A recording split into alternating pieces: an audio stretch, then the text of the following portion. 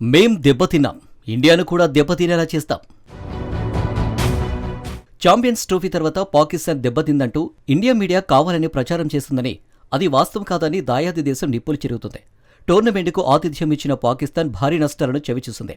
అయితే టోర్నమెంటు తర్వాత Pakistan cricket board 10,086 కోట్ల లాభం ఆర్జించనుందని పేర్కొంది. పీసీబీ ప్రతినిధి Amir, chief financial officer CFO Javed Murtaza భారత మీడియాపై మండిపడ్డారు. ఇండియా ఇలాగే భవిష్యత్తులో భారీగా నష్టపోవాల్సి వస్తుందని, బీసీసీఐ అందుకు మూల్యం చెల్లించుకోవాల్సి వస్తుందని హెచ్చరించారు. ఇండియా పాకిస్తాన్కు హాని కలిగించడానికి ప్రయత్నిస్తే అది రివర్స్ అవుతుందని ఆయన చెప్పారు.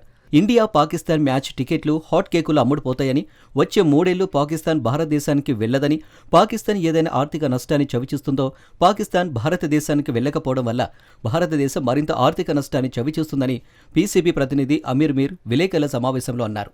ఐసీసీ ఛాంపియన్స్ ట్రోఫీ 2025కి ముందు భారతదేశం పాకిస్తాన్కు వెళ్లడానికి నిరాకరించడంతో వేదికపై భారీ గందరగోళం నెలకొంది.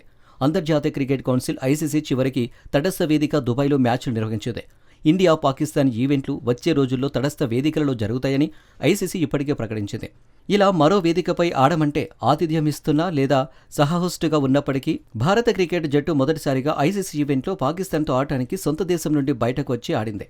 క్రికెట్ పవర్ హౌస్గా తనను తాను గొప్పగా చెప్పుకునే దేశానికి అది బాధ కలిగించింది. గత దశాబ్ద కాలంగా భారతదేశం, పాకిస్తాన్ దేశాలు ఐసీసీ లేదా ఆసియా క్రికెట్ కౌన్సిల్ ఏసీసీ ఈవెంట్లతో మాత్రమే తలపడ్డాయి.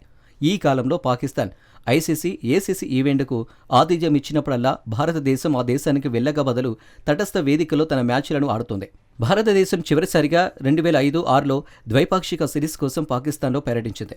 పాకిస్తాన్ చివరిసారిగా 2012-13లో ద్వైపాక్షిక సిరీస్ కోసం భారతదేశాన్ని పర్యటించింది.